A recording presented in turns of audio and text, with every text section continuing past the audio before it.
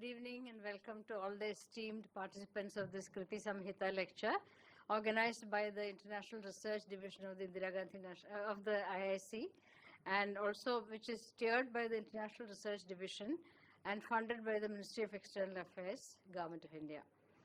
I am delighted to introduce Professor Òscar Pujol. Introducing him, he is a founder and presently the director of the Instituto Cervantes in New Delhi, and he'll be giving a talk on his work on two important works that he has created, a Sanskrit-Catalan Dictionary and a Sanskrit-Spanish Dictionary. Well, two dictionaries. He has the unique thing of, if you could want to show the dictionary? Yes. Yeah, okay, all right. So it's a matter of wonder how a tourist started out from Andorra, a place between France and Spain, and got fascinated by the charms of Sanskrit. Actually, he was introduced, Dr. Pujol was introduced to Sanskrit after he had a chance to see and browse a copy of the Bhagavad Gita, which was in the hotel that he was staying at that time, I think.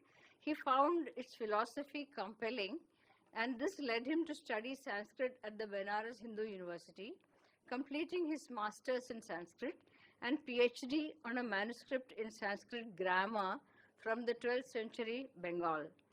He has published several books and translations from the Sanskrit classics.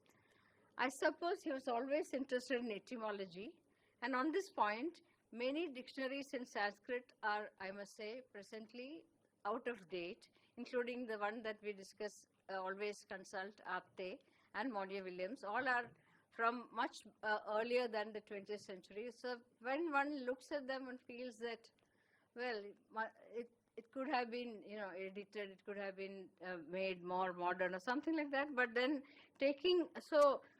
lexicography was an urgent task in front of him. Taking this up seriously, it was rather early in his life, around 2006, that he brought out the Sanskrit-Catalan Dictionary, with about 64,000 entries, and then after that, more recently, the Sanskrit-Spanish Dictionary. And apart from this, the dictionary has encyclopedic articles about mythology, philosophy, grammar, and yoga for the general reader as well as to the student of Sanskrit. And also he has an emphasis on Veda, Upanishads, Itihasa Purana, Kavya, the philosophical systems like Nyaya, Vedanta, Yoga, Sankhya, Tantra, and Buddhism. And apart from dictionaries, it's not that he restricted his learning to dictionaries alone. He has written numerous papers on many aspects of Sanskrit grammar, language, and philosophy.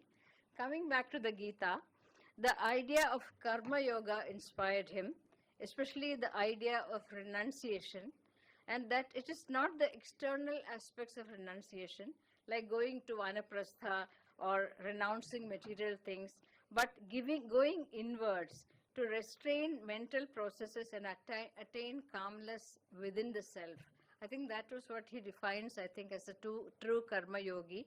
Not going to the outward trappings of giving up, sannyasa, and all that, but I think with the belief that one can be a karma yogi if whatever one is doing inside, if one has the capacity to calm the mind and restrain the self in one's that sense. So this led him to the study of yoga, and he has been working on a book in Spanish on what is the essence of yoga as practice, as philosophy. And now that we have been talking now for the last 10 minutes, he says that that book is also out.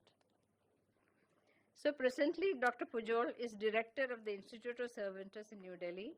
Let's hear from him, Dr. Pujol himself, how he took up and completed these tremendous tasks. Over to you, Dr. Pujol. Thank you very much, Sudha.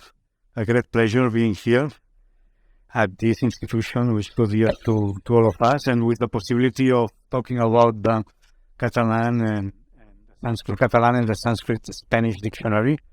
I have brought the dictionaries here, basically, and I would like to pass them around for you to have a look. I will be showing them. This is the first one. This was the Sanskrit-Catalan. This was done basically in Banaras. It took me 12 years to do this. Finished already when I was in Barcelona in Casa Asia house. but the main work was done very intensive in Banaras. And this is the Spanish version of the Catalan one, which took 9 years to do.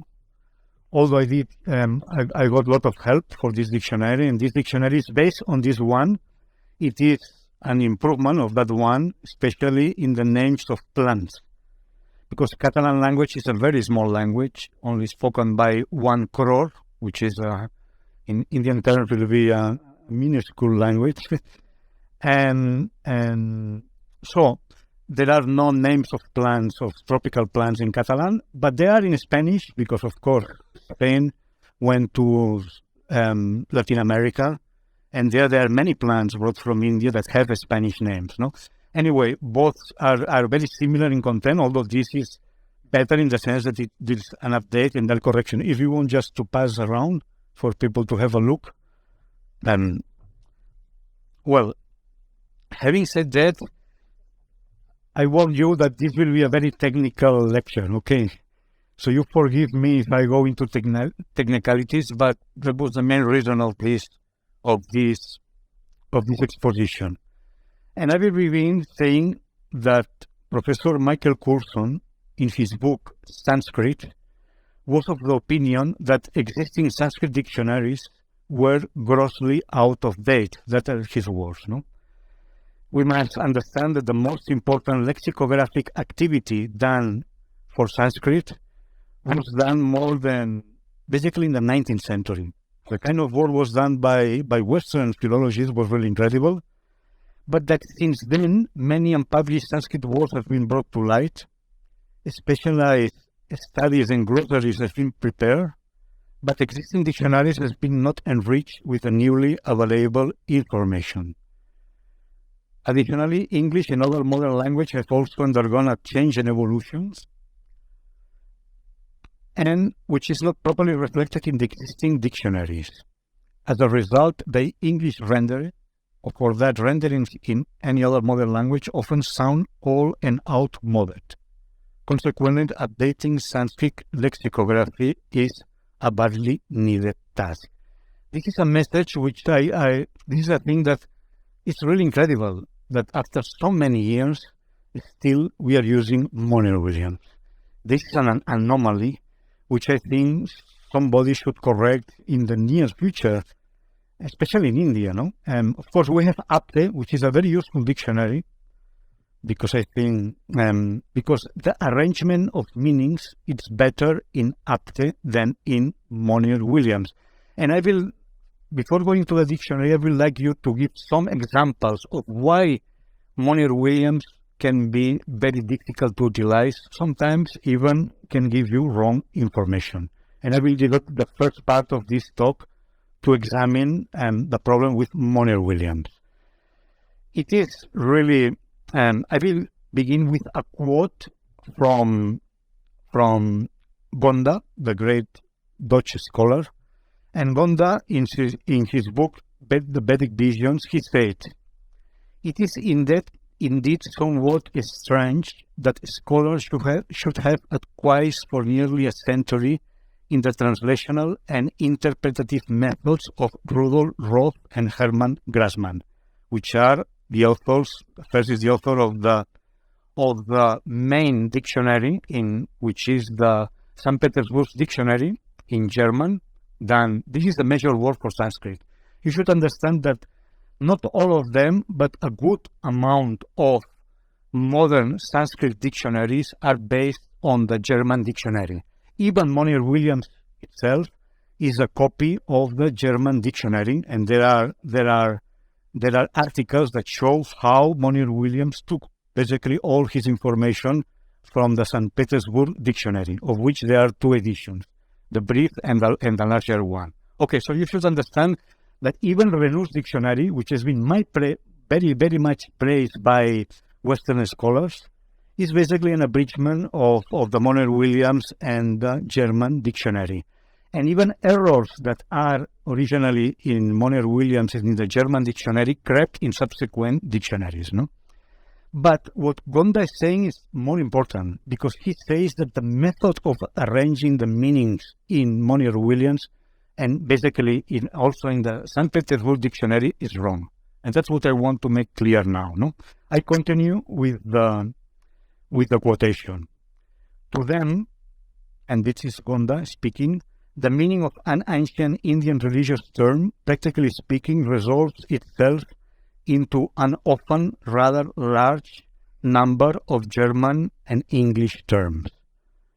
What it is surprising is that these rather numerous different translations, even if they are intended to be no more than contextual senses, this long enumeration of German or English equivalents, arranged in an order which, though impressing the reader as reflecting a historical development, is mainly a product of the ancient and antiquated procedure of logical classification of meanings.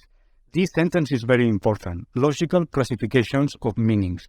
That's what philologists in the 19th century were doing. Not following linguistic principles, but classifying meaning according to some ideas that they had. And I continue with the quote, and then I will show an example of what Monier-Williams does with this logical classification of meanings. And Gonda continues in this wise. It is a deplorable fact that scholars, basically lexicographers, in arranging the various meanings of the same word, philologists, in discussing the connections between different connotations of the same terms, and historians in attempting to discover the original in use of a term of social, economic, or religious import, have often failed to realize the considerable semantic difficulties with which they are confronted. The study of meaning and change of meaning of terms, names or phrases occurring in ancient literatures, be it Indian or from any other place,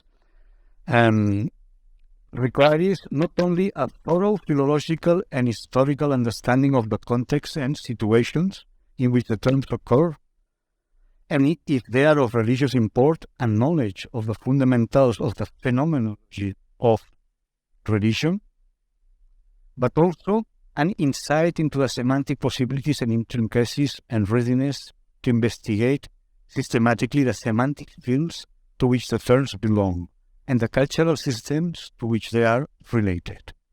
Often superficial discussion of semantic problems was, probably as a rule, unconsciously founded on preconceived opinions or suppositions anachronistically derived from modern conditions of life, and on our own Western traditions or age-long habits of thought. Okay, I close here the quotation. It's very interesting. The criticism is very pertinent.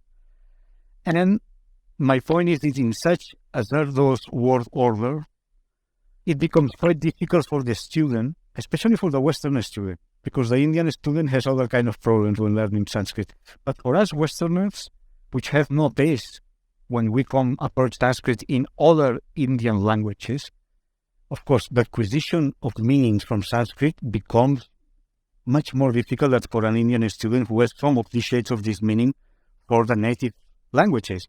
It's like for a Spaniard to learn Latin or for a French to learn Latin. It's much more easier than for an Indian. Okay, so it becomes quite difficult for the student to fix the real meaning of the words. The dictionary, these present dictionaries want to underline the most important meanings to facilitate the study of Sanskrit to non-Indian students. Sanskrit is a very rich language and words tend to be multi-significant. That is to say, they have many meanings, but still one or two principal meanings come first to the mind of the native user. Those are the meanings that we want to emphasize in the present dictionary. And I show you an example from Monier-Williams. Sanskrit word. The word that I want to examine is Samartha. Samarth, in Hindi, you know what it means. I think everybody has a clear meaning in his mind.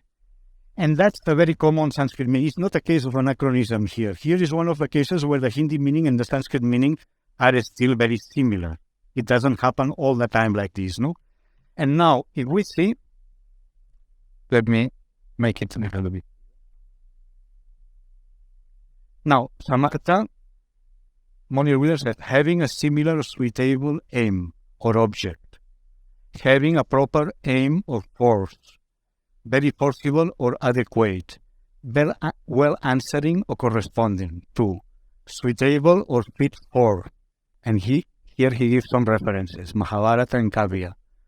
And then he continues, very strong or powerful, competent, capable of, able to, a match for. And then he ends, this is only the adjective form of Samartha, which can be also noun. And then he continues finally with having the same sense or meaning connected in having the same grammatical construction. Okay. Now, I don't know what you make out of this, okay? It's a very complicated way of putting the meaning, but the first thing that comes to my mind is that if you are a foreigner, you will be never able to understand that Samartha means able and capable, okay, and efficient, which are the main. It will be very difficult for a foreigner to understand that, okay? And if now we go, why he's writing like this? Maybe you never saw so many meanings for the word Samartha, okay? I will take that many of these meanings are imaginations, as philological constructs that never do appear in Sanskrit text. And why he's doing so? Again, this is the logical classifications of meanings that they were used in the 19th century. And I read here again, as we saw, Gonda criticized the lexicographical methods of Roth and Rudolf Hermann.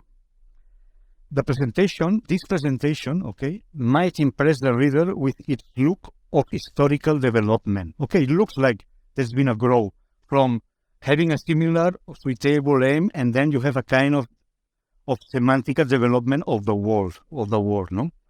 But it is actually the product of an obsolete method of logical classification of meanings. Both ancient Indian grammarians and modern Western linguists know that the use of the word, the Ruby meaning of the word, is more important in determining its actual meaning than its etymological explanation. That's a golden rule, both in traditional Sanskrit grammar and in modern linguistics. In fact, often the result when applying the method of logical classification of meanings is a mere historical mirage, a philological construct. And I will show you now the 4 steps that he follows to make this kind of article. The first thing is, the starting point is to take the meaning of the morphemes of the word, of the meaningful parts of the word. The second step is to reconstruct a conceptual scheme, not a real one, of a semantic history of the word. A conceptual, not a historical one.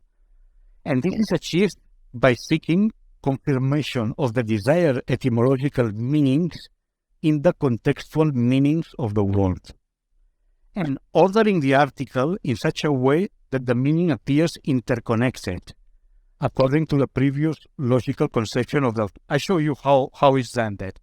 Now, they begin with Sam and Artha. As you know, Sam means different things, but it was Samana, it means Samyak, it means together, Sangata, it means a series of things. So he takes the meaning, and Artha means object. Artha means also aim. Artha means also meaning.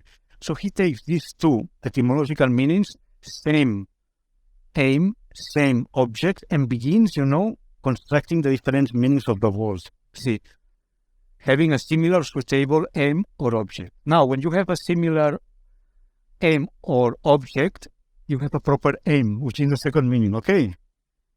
Having a proper aim or force.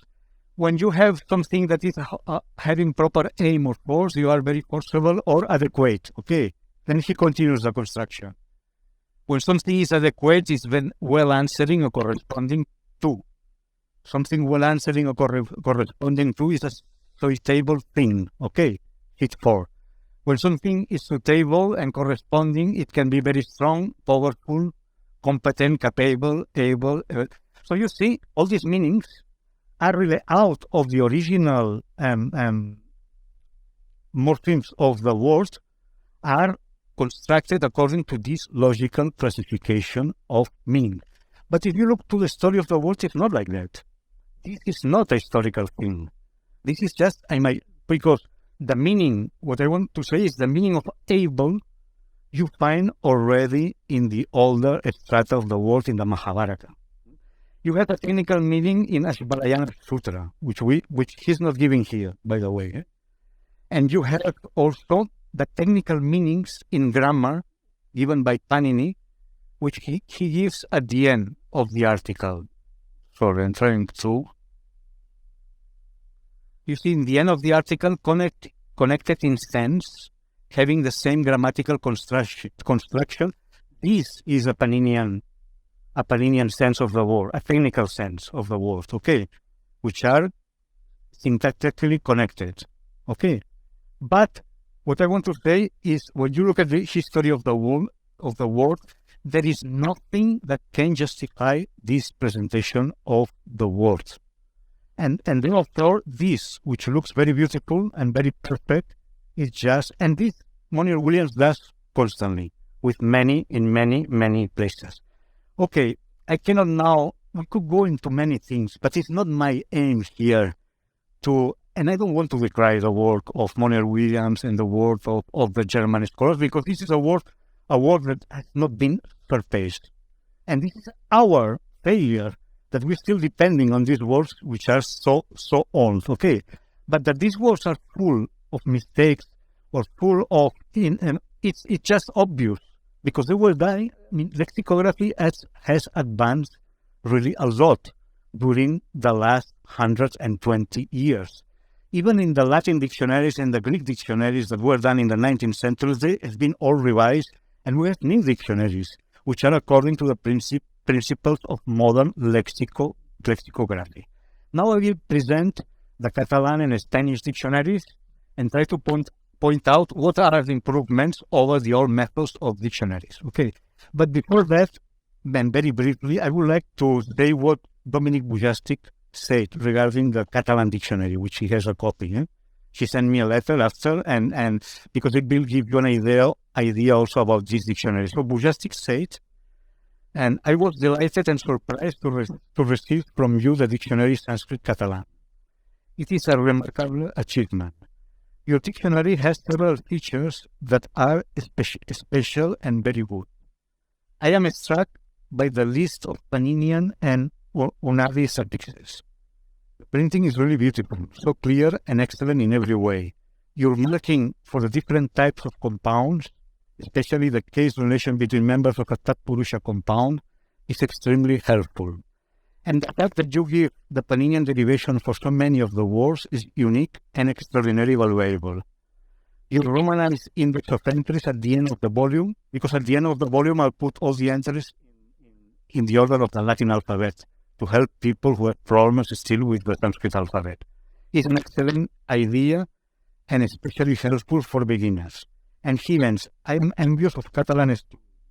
If only there was a dictionary of this quality available in English, that's what he said.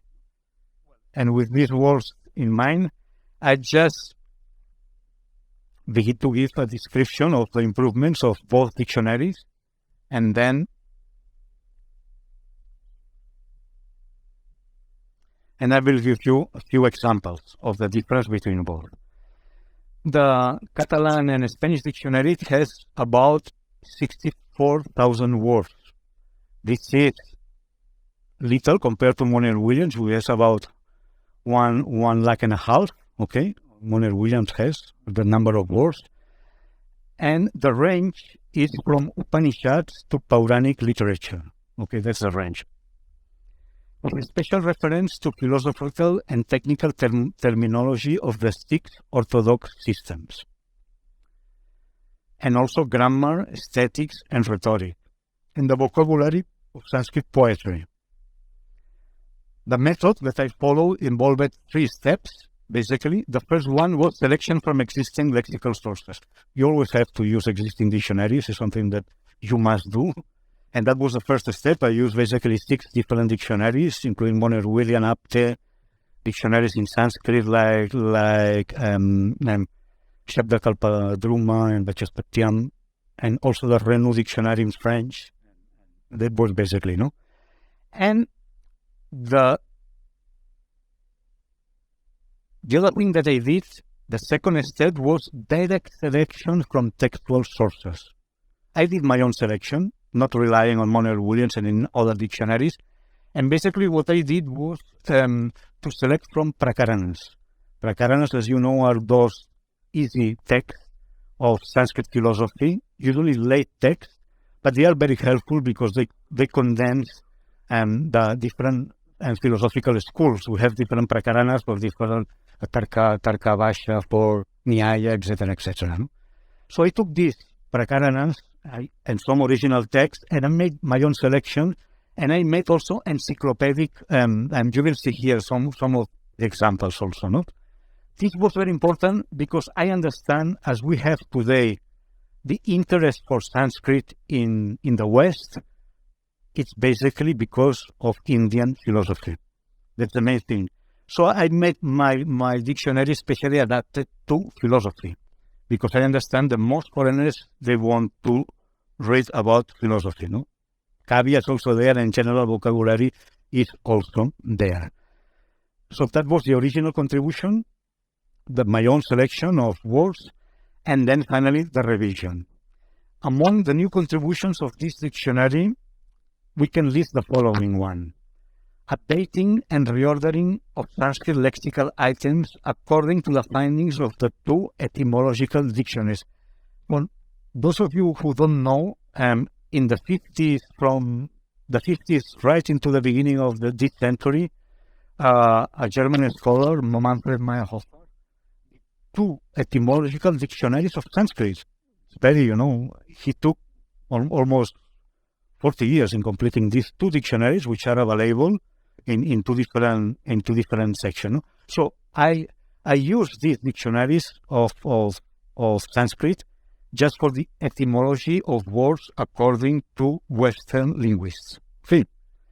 And by doing that, you will see that entries that were a single entry in Moner-Williams become different words because they're words with different etymological stories, and I will show you this also.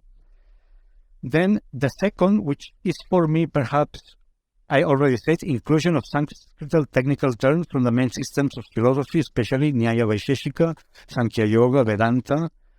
I already said Tarka Sangraha, Tarka Bhasha, Vedanta Sara, Chudamani, Sankhya Karika, Yoga Sutras, and other books, and also some from Tantra. Some articles are encyclopedic, I will show you, and this, another characteristic for me, is one of the most important ones, is that this dictionary has 2 kinds of etymology. And this is the only dictionary, Sanskrit dictionary, that has 2 kinds of etymologies. One is the etymology according to Western philology, and the other is the etymology according to Panini, according to traditional. I think it's very important to make a bridge between the Western world, what they did, because they did a really incredible work editing books, and the traditional Sanskrit world. And I think making the bridge is possible. I think there is a room for that. So this is something new, and you can see a word, and I will put several examples. For instance, the word Tulsi. No, what Panini said about Tulsi, what the Westerners say about Tulsi. I'm not saying it now. I will show you in the dictionary. Another of the characteristics will be the list of Paninian and Unadi suffixes, which is right at the beginning of the dictionary. Let me show you to you. Dominic Bujast, this is it, Here you see the list.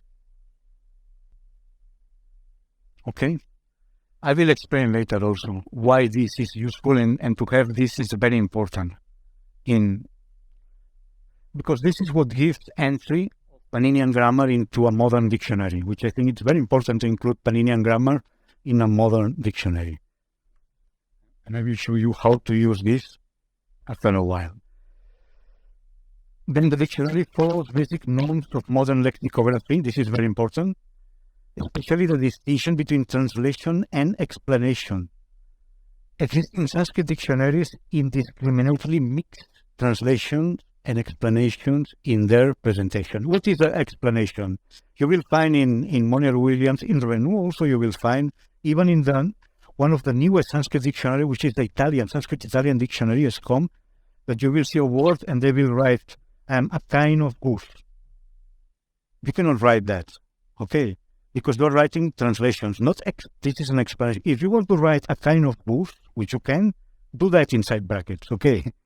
Because you cannot mix what is just an explanation or a kind of tree or a type of yoga or whatever.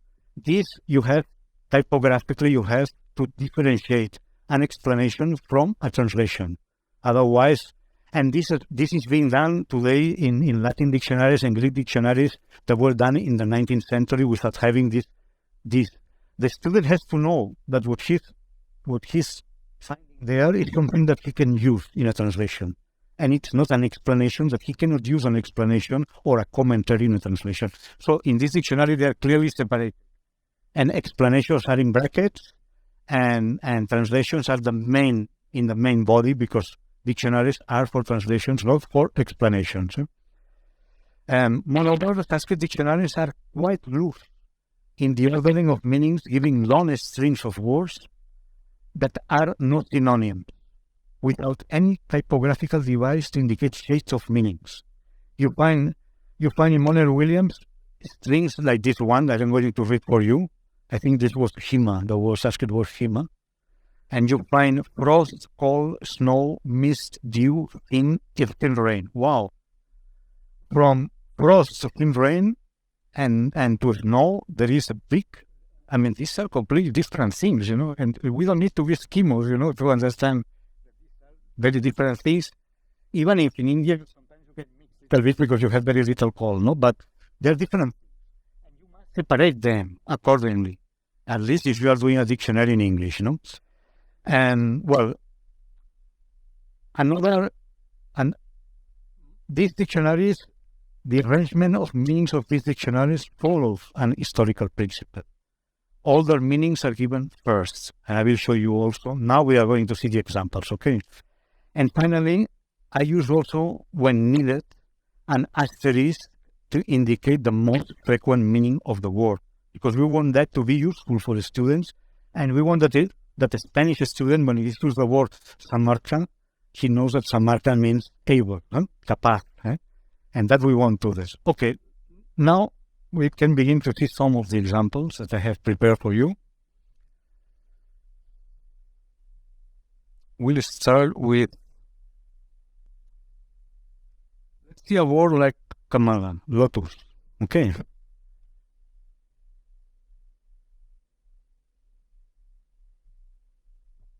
Now, here you have, what will Indian grammarians say about Kamala?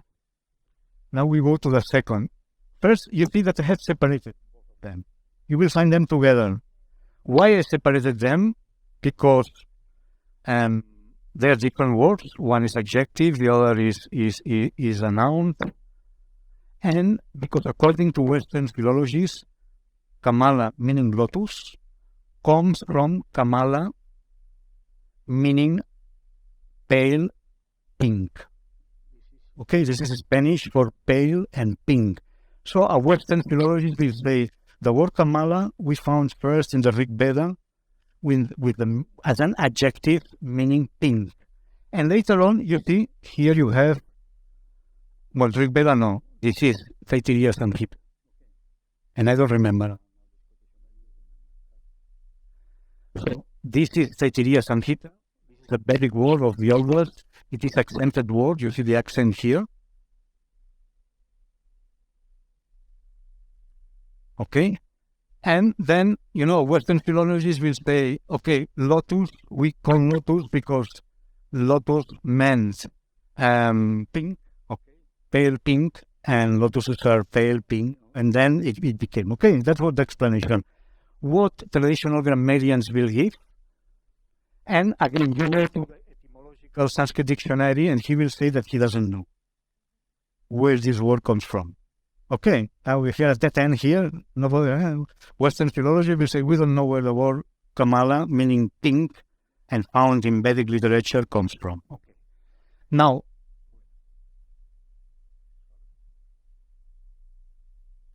Sanskrit grammarians say, here we have the etymology. Kam means water in Sanskrit. Kam, jalam, alati, bhayati.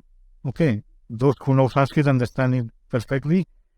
For them, lotus will mean, and that will adorns water. Okay, the ornament of water. Lotus is something that is ornamenting water. Okay, this is an artificial etymology. And they knew very well that these etymologies were artificial. This Unadi etymology. You see, Unadi here. This etymology is here. This is Unadi. This is a doubtful word for Sanskrit grammarians. Okay. Now you have another Sanskrit etymology is Kam I Ala, which means that thing which is desire, and lotus are desire. Okay, so I simply meant to say that now you have both pictures about this word.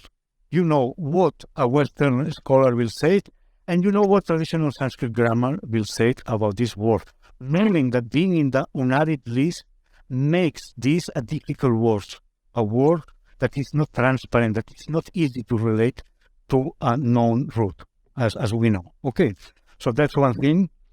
And as you see, these are two different words because one is older than the other, and it's used as a. Let's see another example.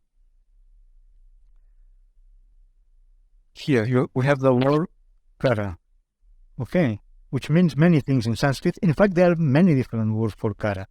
Now, the first one, which is the oldest one, it's an adjective, and it means helper, somebody who is helping. This is from the root kri, to do. There's no problem, okay? And I give here the suffix. As you see, but I will come later. So the second one, you make compounds like kumbhakara, potter, etc., etc. Right. The second kara means hand. It's also from Rig Veda. If you hear this sign means that Rig Veda, the word is found with that meaning in the Rig Veda, and the sign plus means that his usage comes up to today. Okay, it is still in use. That's why we put the sign plus. Okay, so in Rig Veda you already have the word in the sense of hand, which is also very famous, very common meaning, okay, of kara. Then you have another meaning which is the trunk of an elephant, because we know that the hand of the elephant. Now, this begins epic. Epic means Mahabharata, Ramayana. Okay, so that we find the word kara in the meaning of trunk, elephant's trunk, only from the epics. Okay, and then we continue. Okay, this is the second kara, right? Which, according to Western philology, comes from three. There is no discrepancy, and in the other word we have given the Indian etymology. We continue. Can I ask one question? Have you given these illustrations that you're talking about that is in current use, the plus the signs? You have given it all in the introduction or something? Yes. There is a long explanation in the introduction. There is a very long explanation telling all this, how to use it, especially in Spanish and for Spaniards. There's it's a very detailed explanation and introduction. Now we have more karas. Okay, it's not finished there with two. We have a third one. Now this is kara, which means array. And this is for a different root. Kri comes here and here. It's a rare. Okay. It's a very common sense also. You know, Sudha, no? Taras, a ray, especially of sun, of moon.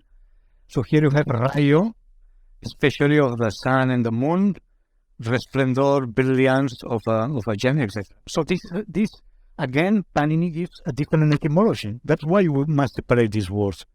And the dhatu is kri with long ri, huh? Different from the other one. Okay, but still we have a fourth one. Again, Western etymology are here say that it should come from kri, like the Indian says, like Panini says, but they have some doubts. That's why I put the question mark there, because, and then if you want to know more, you must go and consult that book. Okay, we have a fourth kara, which means tax. That's also a very famous one.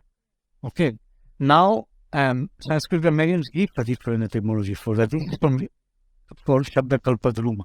Okay, and he gives here also an artificial etymology saying that tax is that which pleases the king. Okay, right. Okay, so this is one example of how we can break a single word into different ones. Let's go now for Tulsi. I promise you to give both etymologies of Tulsi.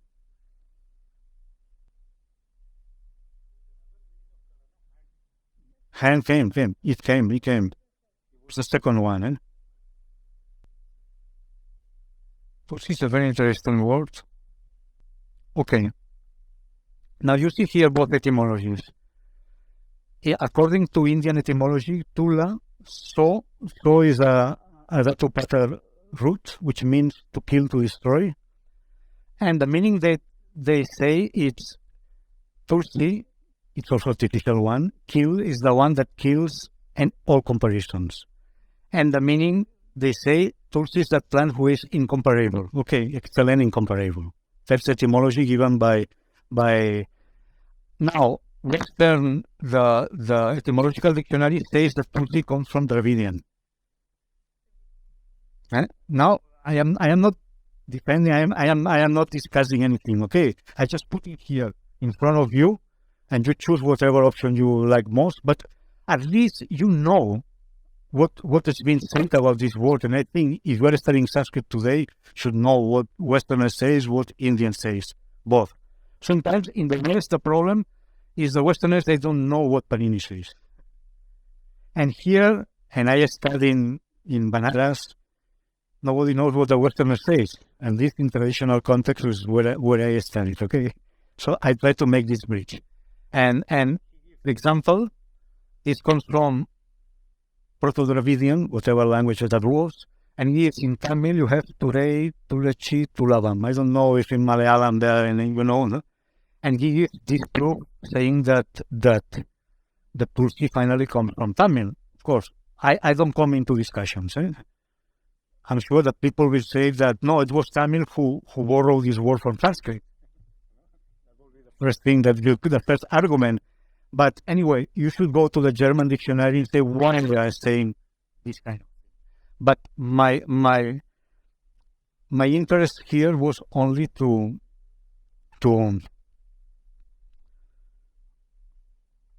point out and to put both systems there. Sorry?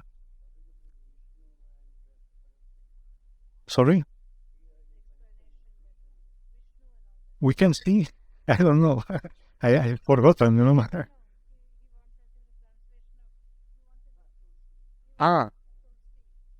Albahaca sagrada. Albahaca sagrada. No, he wants the explanation of what you said in Spanish or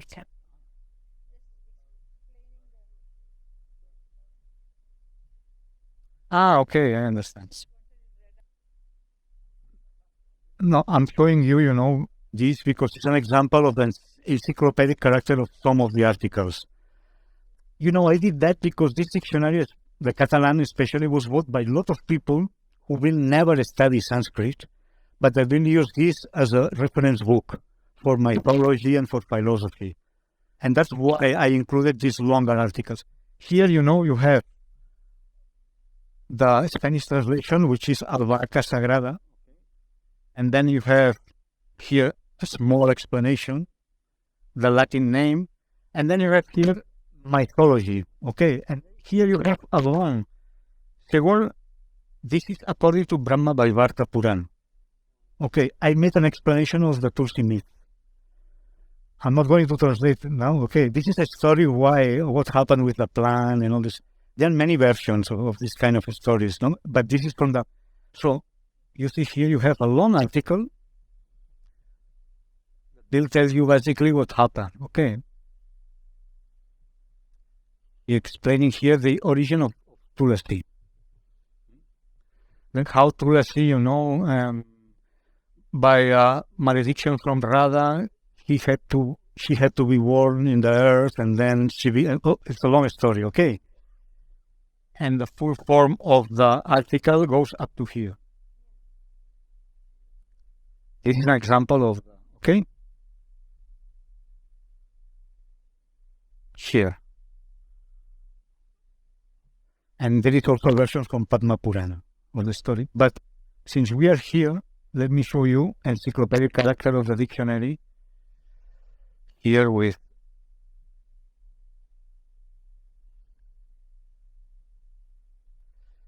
here you have Tushti. Okay. Tushti, it's one in Sankhya. It's an important concept of Sankhya. So I give here a long explanation of Tushti according to Sankhya. Okay. These are I don't remember now in English, complacencies. These are things that you I don't remember how they translate into English, and there are some defects, contentments, that you do and that are obstacles in your liberation usually, no? So I give here, these are Prakriti, Upadana, Kala, Bhagya. Then I quote Vachaspati Mishra, and then I give some quotations of that, okay? Arjana, Upaya, Dukkha, and this information. Okay, this is part of the encyclopedic character of the dictionary. Okay, let's move, because I feel time is running, and there's so many things actually, but I will start.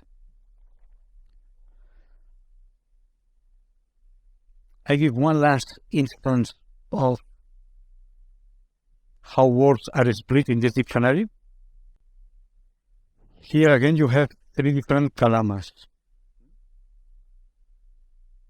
which appear as a single word in dictionaries, but here as 3 words. First one, it's very small.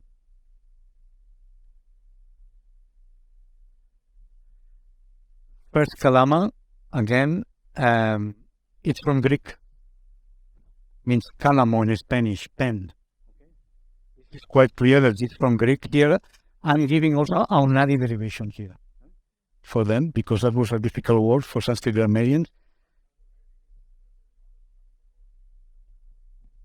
It's there. Greek. From Greek, kalamos. That's what I got. Yeah. Okay. And I give the reference, and I give the Sanskrit etymology. So this is the first one. The second one means teeth, chor. This is from Dravidian also, according to Western scholars. And I think the Sanskrit grammarians must be the same etymology. Okay? And the third one, which means a kind of rice. Samhitan, famous. And this is from non-origin. Okay, let's go fast. And just... Here I can give you examples of several things in the next one. Here again you see different karpura. Karpura. Let me tell you one thing. I think that Paninian and Western etymologies, if you take all the words of Sanskrit, not only the difficult ones, all the words, 90% are the same, okay? 10% will differ. But Sanskrit grammarians were conscious of the fact that there were so many words in Sanskrit that they were of difficult origin. And there was a controversy going on among traditional Sanskrit grammarians in whether all roots can be derived, all words can be derived from roots or not. There was a discussion with many grammarians saying that not all the words can be derived from roots. Okay, and since they had so many doubts about difficult words, they put them in a special list. This list is called Unadi, the Unadi course, which is a very important list. And as you see, many of the words where differences are. Now, I am saying this because we should, the difference between Western philology in the 19th century and ancient Indian grammar was the diachronic method, the historical method, which was not present at the time of Panini, which they didn't take into consideration, and that the Western scholars. But I want to say, the real linguists were the Indians. We learn linguistics from India, and that's very well acknowledged. All the great linguists were Sanskrit scholars reading with Saussure, and all that came after, and many of them. No? Well, Chomsky he was not an Indologist, but he recognized the debt to linguistics, exactly. All of them. So this is very clear. Linguistics is an Indian science that the Europeans have perfected, I would say, and have enriched it by including the diachronic point of view and not the synchronic point of view, right? But the methods of linguistics are basically Indian, and this is a thing that we should note. And phonetics, especially, I mean, the terms that we use today in phonetics were written in the Pratishakyas, maybe 700 years before Christ, you know. And those terms were translated in the 19th century and put into English and other European languages. Okay, let's see some examples more. So again, corpora here, for him, comes from Hemer, a port they have in South Asia and Southeast Asian languages. And for Sanskrit grammarians from Clip Datu, also Unadi one, saying something that is useful. That's not kalpate, it means being appropriate. Anyway, now I wanted to again show you, and I think we'll finish here. There are so many things, but I understand that what I want to show you now is the historical arrangement of the words, not more etymologies. And here, the word karman, which makes karma in its nominative, neuter. Now here, action, acto, and here from Rig Veda. Okay, now you understand. So it means that this meaning, which is very common, comes already from Rig Veda. Again, I use a lot of semantic tags, which dictionaries do. This is from liturgy. Okay, in liturgy you have a ritual action, a rite, a rite, sacrifice, again from Rig Veda. Then you have another meaning, which is work, occupation, task, general. And this begins in Shatapatha Brahmana. Okay. See, this is work, occupation, task, and then I put a semicolon because there is another semantic thing here, okay, which is profession, work in the sense of a task, of a work for a living. Then you have karma as meaning product, result, in manusmriti, and then you have in grammar, object, is the grammatical object, direct complement, see, karak, okay. And then you have in philosophy, karma. Karma is a Spanish word now. We have in Spanish karma, in the sense. So you have accumulated action. Then you have nyaya. Then in nyaya you have one of the categories of padarth of nyaya vaisheshika. Action is characterized by movement. Charanatmakam karma. And you have all these quotations here. Is of five kinds. Sense, kshepana, the sense, apakshepana, kunchana, prasarana, gamana, and all these things, no? And you have, because as I say, this wants to be especially useful for students. And you have a long list here. You have again here Nyaya. This is the contact produced by movement. One of the two classes of contact, see Samyoga. Anyway, no, you see, it's quite detailed, this kind of thing. This is very much appreciated by Sanskrit students there, but it gives, it's useful. And let me just see one more. Maybe we can cross here. This again is Anka. Anka, you say in Hindi. You know why this words? This is very important also. These Renudas, Moner William, why all these words have this at the end? Not although this doesn't have, but this has it. Can you guess it? No, because this means that words, this is the base of the word, Pratipadika in Sanskrit, means that this will take, that this means that you will never reuse the word in this form. It will take a declension. This is a word that is going to be declined.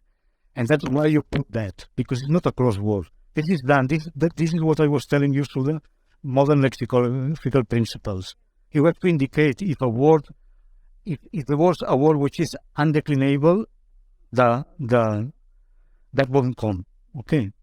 And that's why here we don't have, because this is a root. And roots are not declining in that sense. Anyway, what I wanted to show you here basically, again, is how meanings are arranged. I am not concerned here with etymology, which you can, but with the order of meanings, which is very important in dictionaries, how you arrange the meanings. That's basic, okay? Then here you see again, gancho garfio means hook, which is the oldest meaning of, from kusha, hook, no? Ankusha. And that you find in Rig Veda and Atharva Veda. But then that stops. It's not very common, Ank, in that sense. We have Ankusha, but not Ank.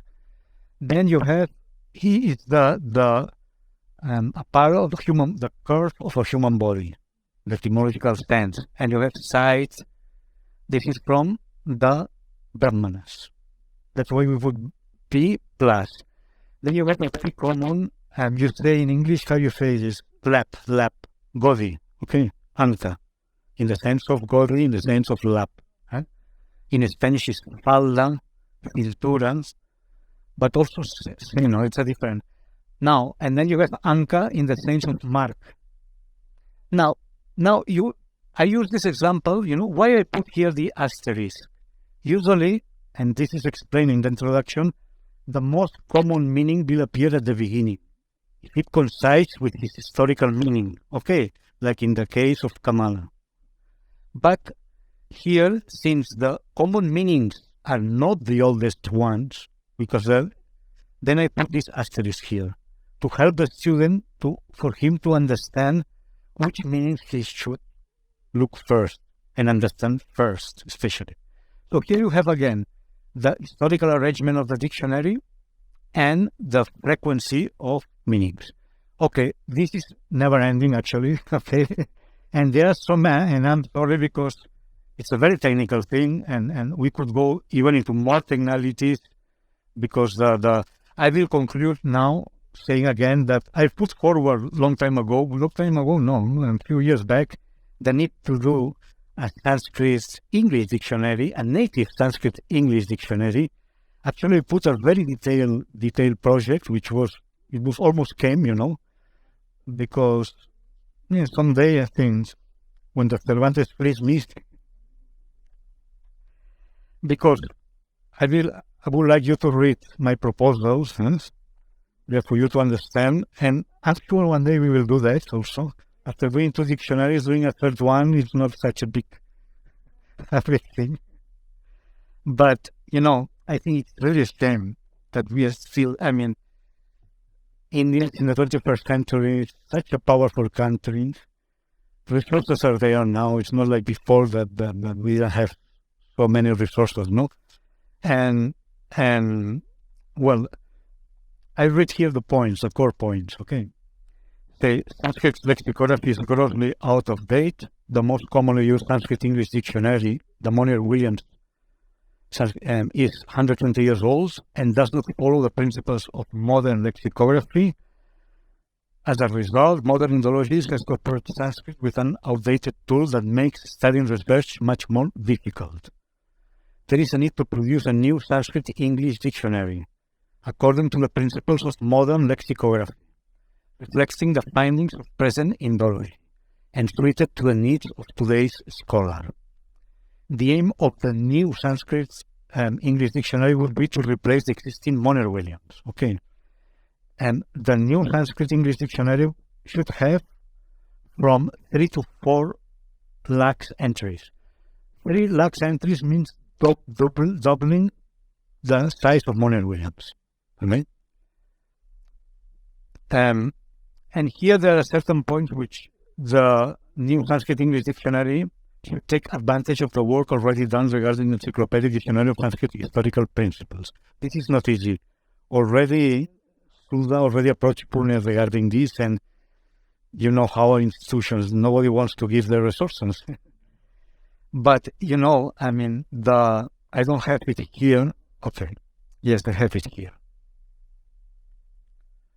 To be more precise, it should be able to use the scriptorium of the Dictionary of Historical Principles as a raw material.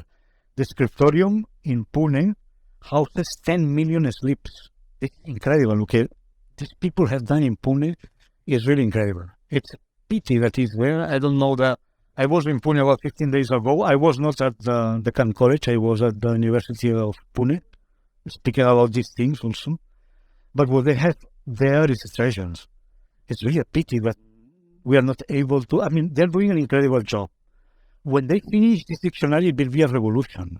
But according to our calculations, it will take 200 years. This is Indian time. This is all Indian time, but modern Indian time doesn't go like this anymore. And now Indian is going very fast. Anyway, 10 million slips is located at the Deccan College. Of 10 million of reference words from the corpus are recorded in these slips. Now, the new Sanskrit English dictionary should be a time-bounded project. To produce a single volume Sanskrit English dictionary to excel both in scope and presentation, the Moner-Williams, with the intended aim of becoming the most common used Sanskrit dictionary.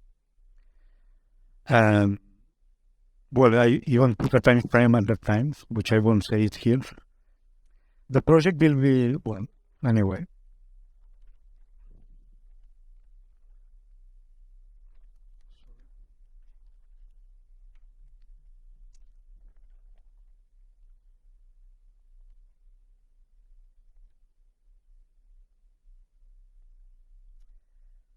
Anyway, I will finish here.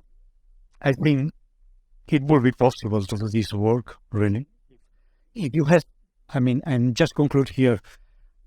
And I have here Viva with us, which we are planning a Spanish Hindi dictionary, right? And as we talk with Delhi University, the most important thing when you're going to prepare a dictionary is to have the criteria clear. When I did this dictionary, the Catalan one, at the beginning my criteria was not clear. I tell you, it was out of lack of experience, lack of knowledge. And after working in that dictionary more than 5 years, maybe 5-6 years, I changed my criteria. After talking with knowledgeable people and after showing my work, I had to change everything.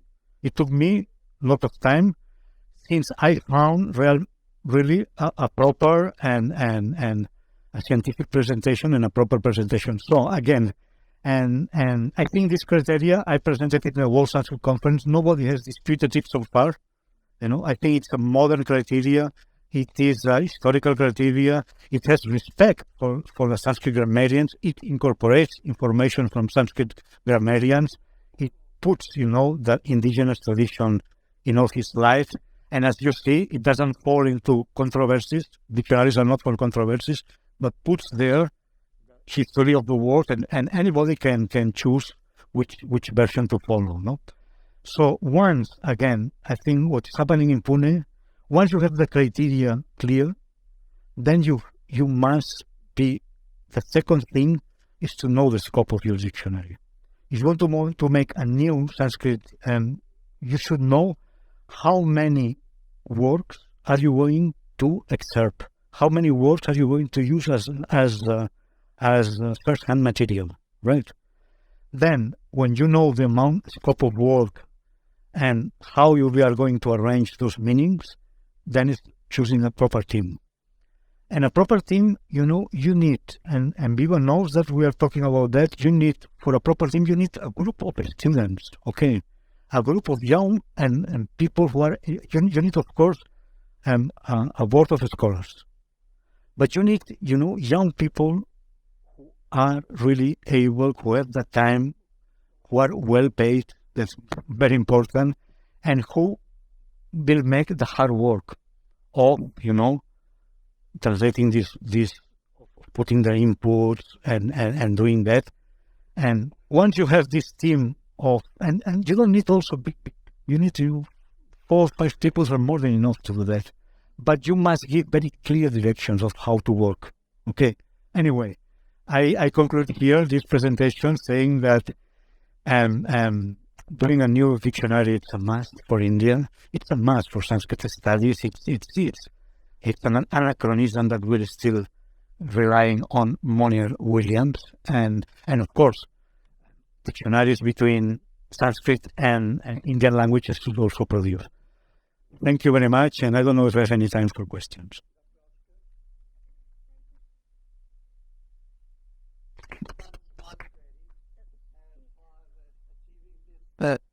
Formidable task.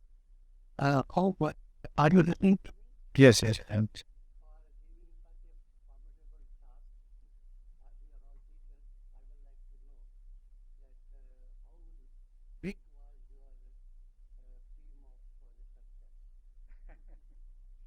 Well, this dictionary is not the one I am suggesting now. This is smaller.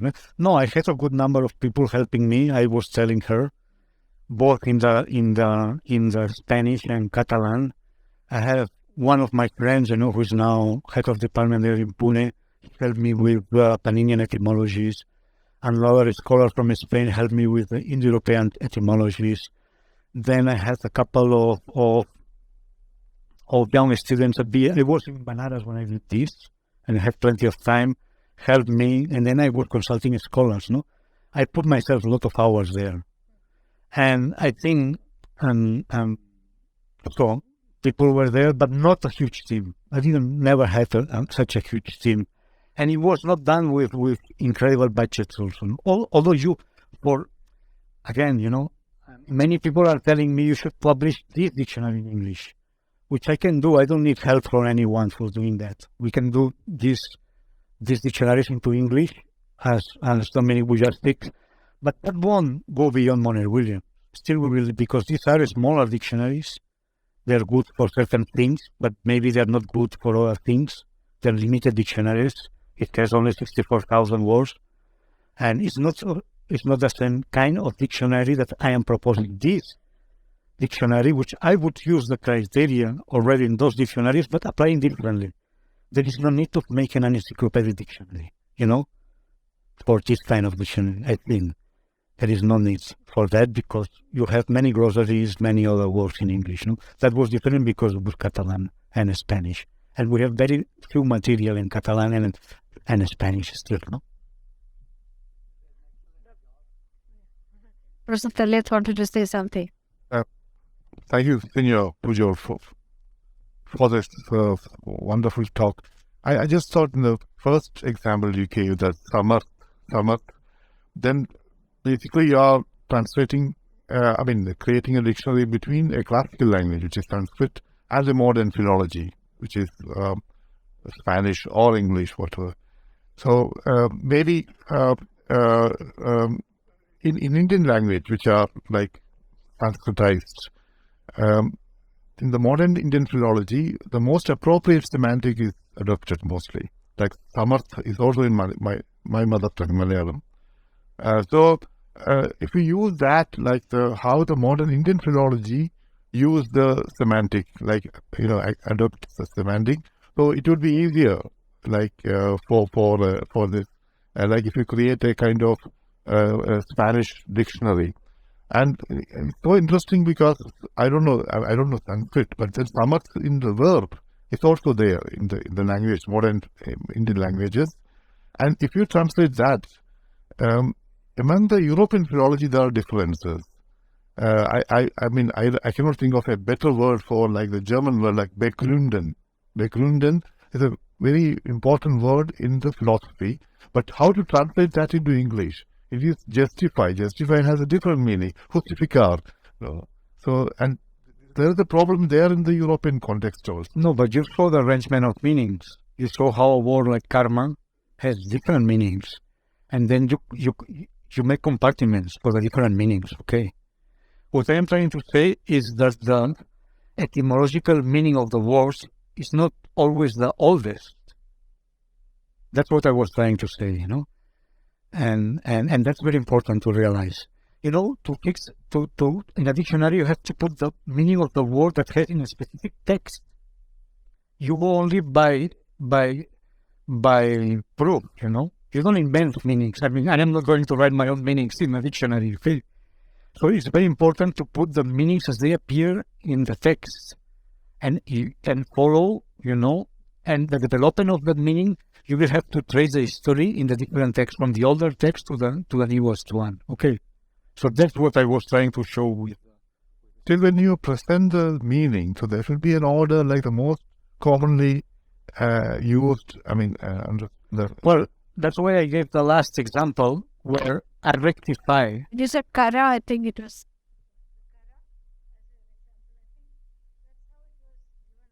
You know, in this dictionary, the most common meaning will be the first to appear, okay?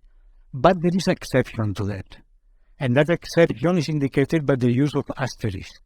When asterisk is there, you break the order, and the most important meaning, or the more not important, because saying the most frequent meaning is those on asterisk, you see.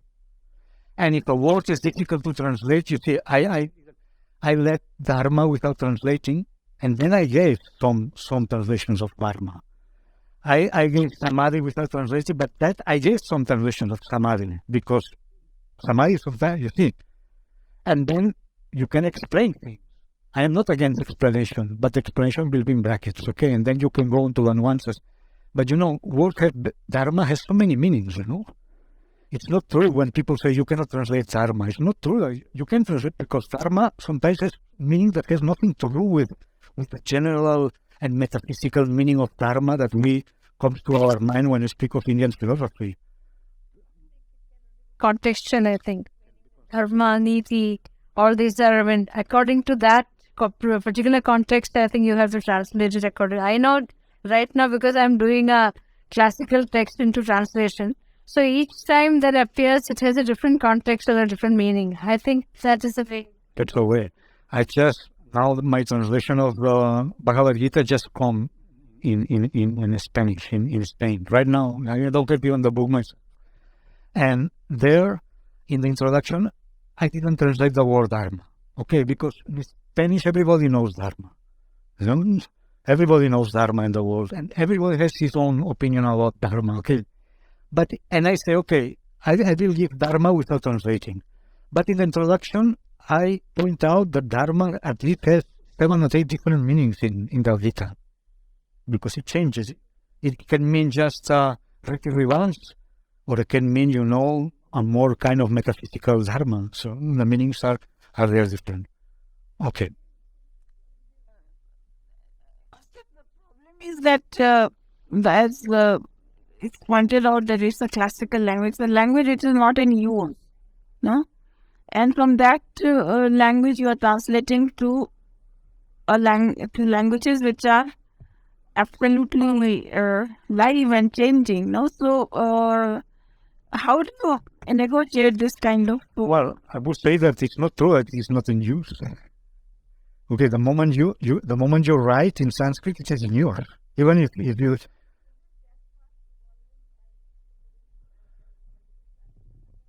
No, it's not that fast evolving, but it is in yours. I mean, you know, and what I say, and meanings are meanings. I don't know how to say. Perhaps thinking about Hindi and the kind of dictionary you want to make in Hindi, the difference with the Hindi is that there we don't have to put quotations from literary works. That dictionary is going to be a usage dictionary to help students that are learning Spanish, and they will have the Hindi translations there, no? So this is a completely different, you know. Most Westerners that are going to use Spanish or using the dictionary, they're not going to even write in Sanskrit. Right? They're only going to read in Sanskrit. They're not going even to converse in Sanskrit. They're going to translate. They're going to translate, you're right. And they need these equivalences, no? Yeah. I used it a lot for the Gita myself, you know, this time, because before I didn't. Well, she is the alphabet, no? Yeah. What's our caring culture also? In Kalam, when we were talking, Kalam is a quite agricultural word also. Yeah, and especially that in the context of Tulsi, there is a Vishnu's name is a Shaligram. Yes, it is there in the story. Yeah. It is there in the mythology, you know? Yes, that. You know, here you have, that's why actually the editor for the Spanish, he asked me to put a subtitle, Mythology, Philosophy and Yoga, because he thought I didn't like that, that I was forced, because he thought it would sell better. Context of lotus also you have mentioned. In the Indian context, when you tell Pundrik, it means automatic. There is no need to put the white lotus. That always carries that. You're right. So That's another interview. No, let's come. Yes, no, just a very brief observation about the metaphorical nature of the etymologies, you know, that they seem the ancient etymology is always metaphorical in some way. But this being said, I wanted to ask you about, have you made any reference to Buddhist Sanskrit? Very little Buddhism. That's what I thought. I made Very Buddhist. You know, the dictionary reflects what the author knows and what he doesn't know.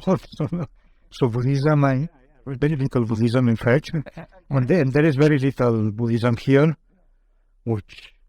And finally, do you find any merit in the Proto-Indo-European theories in the etymology? Because there we, you know, with Dumézil and all, I think we lose our way. Let's... So we'll come to the very last question. talk about...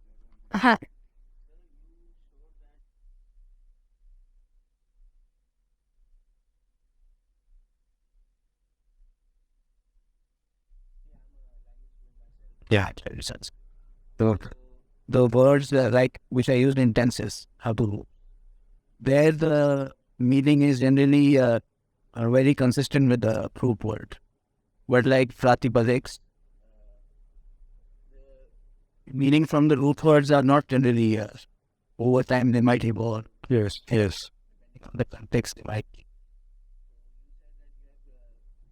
Well, when by making dictionary, you have put great emphasis on philosophy. How did in France when prove? Yeah. Like,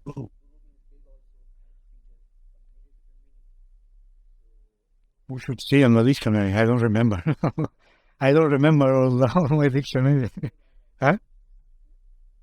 But best to consult the dictionary and also perhaps approach you since there is a doubt. Yeah. What? Sorry? Yeah. I can show it, you know. Okay. because the most of the superiors, their meanings are not referenced. Yeah, it depends. Yeah, it depends a lot. I think this could be done one-to-one perhaps at a later session.